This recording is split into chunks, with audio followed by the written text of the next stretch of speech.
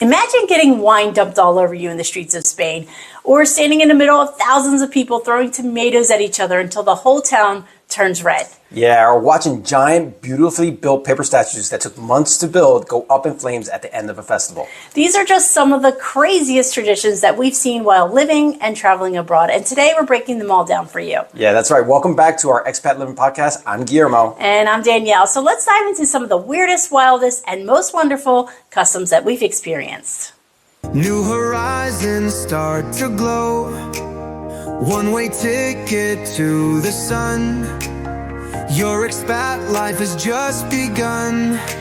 All right, so let's start with our home base, Spain. So we've gone to a couple different festivals that are just different, right? Like, so that, and let's set the stage. Like, different, quirky, we sort of use those words, but in most cases, it's just different from what we're used to. So, yeah, and the first one is we went to Pamplona, Spain for the Run of the Bulls. No, I didn't run.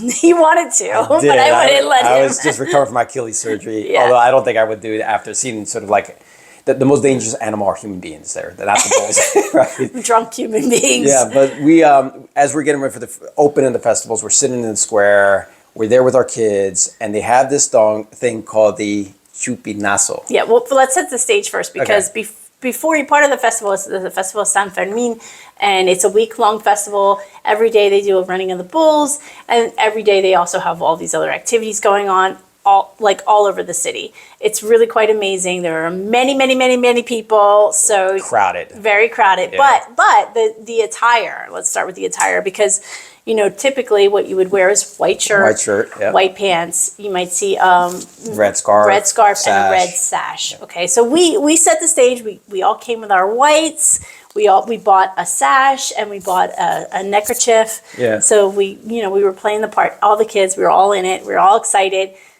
We go to town. We're in the square, and you got to know some of the sort of personalities in our group. And one of our sons, particularly, is like just very like by the book. Yes. And all of a sudden, we're surrounded by groups that are drinking, right? Drinking a lot. At like 10 o'clock in the morning. Yeah, drinking red wine, which would be fun in itself. And they're these jugs, and they're shaking them up, but they're also water blasters, like big water guns, right, full of wine.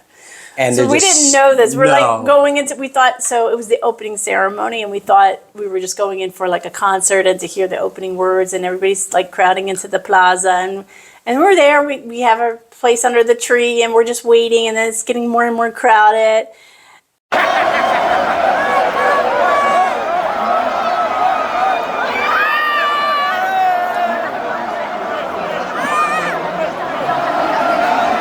And the guns start going off. So like people start shooting, and you just see our group, like the people around us didn't want to get like, we had our white on. We wanted to keep it white, not pink. Yeah. And so we just start shrinking, and the groups start shooting off. And as it gets closer to like the bell and the beginning. Like, the beginning, it just gets wilder. Yeah. And everybody's shooting. People are dumping wine on top of each other.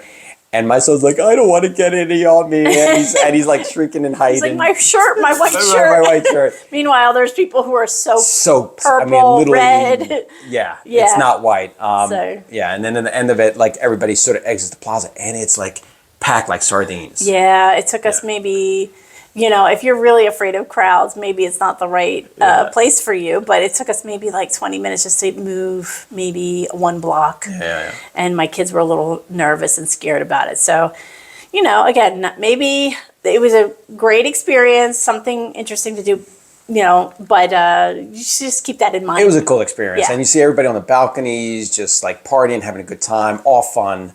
And the food was great. Food was incredible. By the way, the festival, the opening ceremony was called the Chupinazo. Which means chupito is a shot. So we should have thought about that. Yeah, we didn't connect the dots. No, yeah. So, but anyway. Smart, not so smart. But then after the Chupinazo, we walked all around town, and we actually did sit in and watch one of the shows in the Plaza de Toros, and that was, the show wasn't a bullfight, but we actually did one of our videos went viral. Yeah. So it's just acrobats. Like the guys are like jumping over the bull, dodging the bull. Bull doesn't get hurt.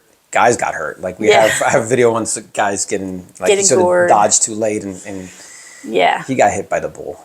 Big bull. Big bull. But anyway, very interesting. So not like anything we've seen in the towns that we lived in the United States, and it was really quite interesting. That takes us to another one that we want to go to, but we haven't been to yet. Oh, the tomatina. Yeah. And tomate means tomato, right? So during this festival, they basically just chuck tomatoes at each other. So food fight with tomatoes.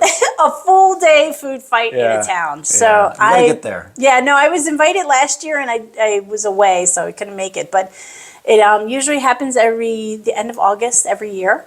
And it's really interesting. And in fact, we were watching a movie recently. Yeah, and it was on Netflix or Amazon with The Rock, right? No, not The Rock. It wasn't The Rock? The other big guy, John Cena. John Cena, John Cena, Yeah, Heads of State, I think it's called. The opening scene is them in the tomatina. Yeah, so take a look and see. I'm super. The only thing I'm worried about is my hair.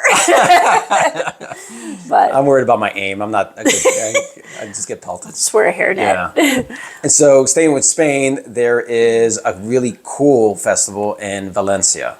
Yeah. Las Fallas. Las Fallas, yep. And that one's, so we talked about in the intro, they build these beautiful, like, statues, paper mache. They're made out of paper. Gorgeous, colorful, and, like, they're, like, really tall. Maybe, like 10 stories high. Yeah, they're really tall. It takes quite a while to build. No, they form groups, and it's a contest as well, and it takes months, and a lot of money. I'll add a lot of money goes into this.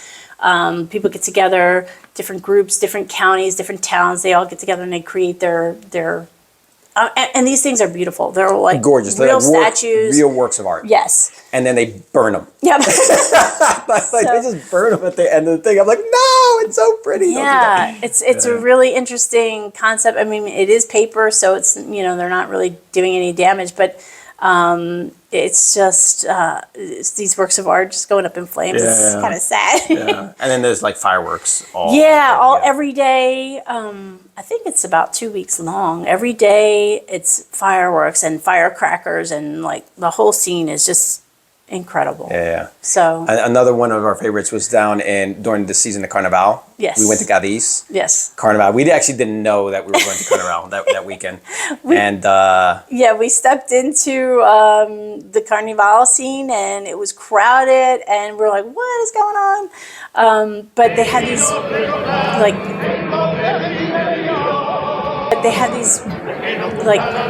musical bands and musicians all around. Chirigotas, or the comedic ones. I saw one. We're from Philly. Yeah. So they had a Rocky and Paulie. Like it was. Yeah. Oh, and people dressed.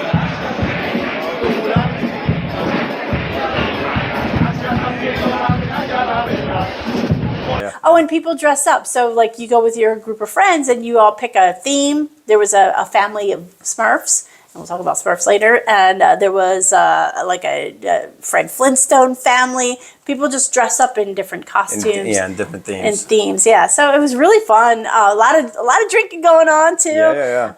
But the kids were out. Everybody's involved. It's not just for adults. The families were involved, and they have contests. They have floats. They really do a wonderful job, and it's all very safe. I mean, nobody's hurt, and they have free concerts. It's just a really cool scene. So two more. So like Spain, before we go to some of the other countries, we visited the Basque region, and they have these really cool sports competition, like a lumberjack theme. Yeah, they call it the rural sports competition, and these guys, I mean, and gals, and women, and they like, one's like chopping wood, one's like picking up a ginormous rock and moving it 20 feet, like a boulder, like it's huge, right? Like, and and these guys are big, and the women too. They're all like these massive bodies. Tug of war, chopping wood. Yeah, it was really cool and entertaining, and it was different than what we've ever experienced. And the town, we were in Bilbao. They set it up in different parts of the city, so you were incentivized to sort of, in one tent they had the log cutting competition, and then if you moved over to this other part of town, there was the stone competition, and so it was really interesting, and we got to move all around the city. And explore and just sort of see things. Yeah, it was really cool. Yeah, awesome. And then there was the There's so many festivals in Spain. I mean, all summer long, every town has their own festival. All summer. So there's always something going on. No matter, you could go from town to town and festival to festival and spend your whole summer having parties. It's true. And the last one I wanted to highlight, because it's not quirky, it's just different, especially if you're American, right? If during the holiday season around Easter, there's people who are parading around with what otherwise looks like Ku Klux Klan hats, right? Yeah. And it's not just white; they got all different colors, right? Yeah, red, purple, black.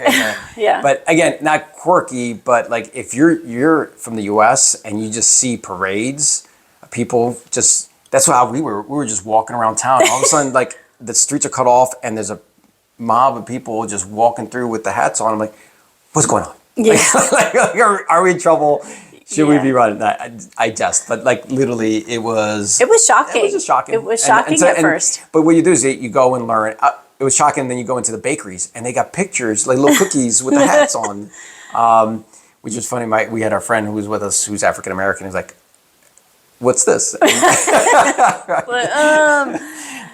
But it is, you learn how that image has sort of just been taken and given a different. Yeah, it's deep within the culture here, and it's a very spiritual thing. Yeah. For the Catholic community in Spain, and it's all around Spain, mostly in the south, I'd say, is where you'll see the parades. And they do have a specific name, and it's not coming to me right now, but it's a moment of basically giving back and donation and you know, like it's very spiritual. So, you know, we jest about it, but it for an American, for a U.S., someone from the U.S. is very it was very shocking. It's shocking, but here it's very spiritual. And it has a completely different meaning, and is actually quite beautiful. Yeah. So cool. All right, so let's switch gears out of Spain. Yeah, since we've been traveling all the world, we just came back from Scotland, so I sort of wanted to bring up the Fringe Festival in Scotland. So we actually got there right at the end of it, so we didn't get to watch some of the shows, but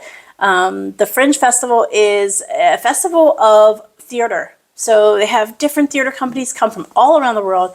There were people there from the United States, there were people from everywhere, and they put on short plays and musicals, and they have competitions throughout the city.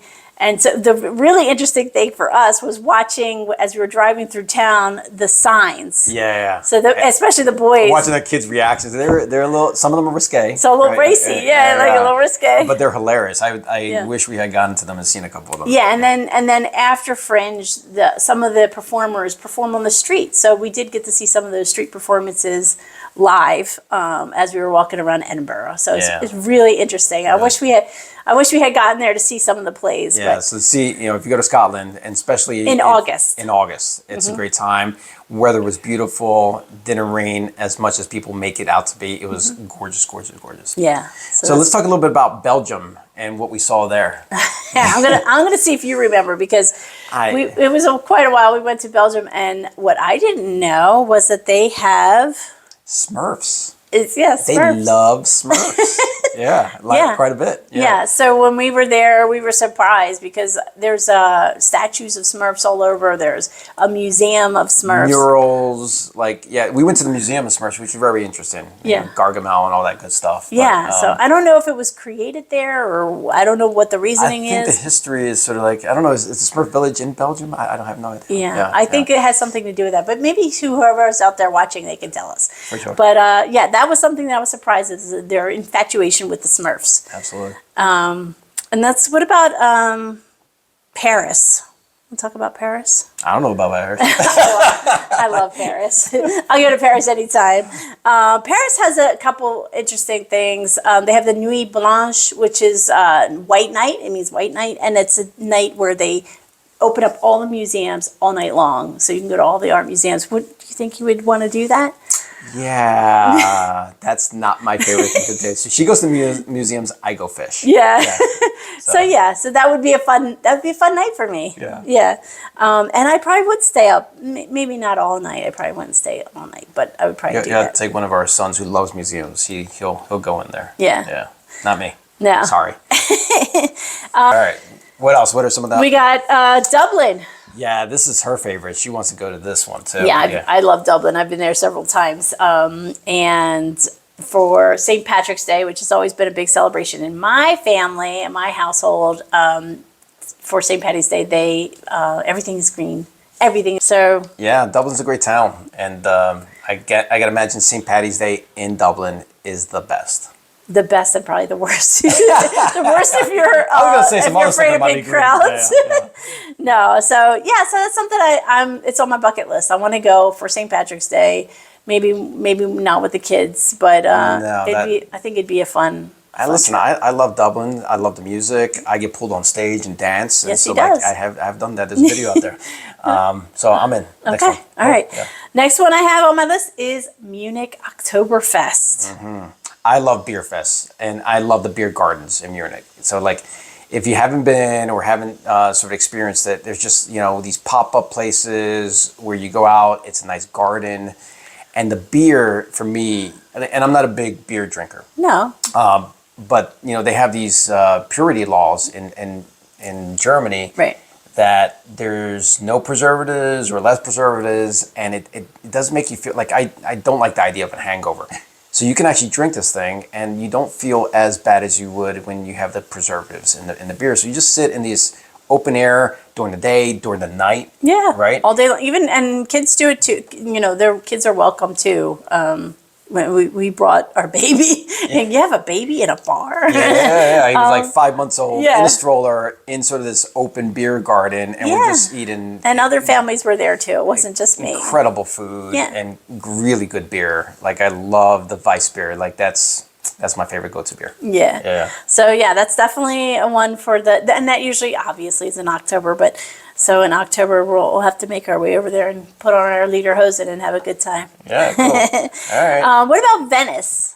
So Venice, I don't know much about it. I know there's this whole like ceremony with masks and stuff. When's that happen? So when we were in Venice, they like to say that they started Mardi Gras there. Okay. So the masks and the Mardi Gras balls are quite famous in Venice, and that happens usually in the February timeframe. So, they have these master balls all over, master balls. They have these masquerade balls all over town, and it's really fun. People wear historical gowns, and they really go out in their costume. I know this wasn't on our list, but when you mentioned Venice, we went there in December. It was gorgeous, by the way. The weather was incredible. I mean, it was cold, but it was really enjoyable. Before we had gone in August, it was just too hot for us, but we got to really enjoy the city. But after we left Venice, we went to Florence, and we were there for New Year's, and that was a great experience. Yeah. Like the way they celebrated that. We were on the bridge when the fireworks went off. A lot of street performances too. Like we sat there and we watched this like shadow thing where people were climbing the walls and dancing on the walls. Like it was a couple stories high. Yeah. And it was really cool. They had spotlights, and it was a really good experience. Yeah. So, I mean, that's the life living abroad. We get to travel all over the world and experience some of these really cool things. There's still some out there that we haven't done yet, but that's just a little taste of some of the really interesting, quirky things that we've done so far. Yeah, and if the people who are, if you're watching this and you have other events that you've seen that you experience, please drop it in the comments. We'd love to hear what those are. Yeah, let us know. We were always interested in going to the next festival. Absolutely.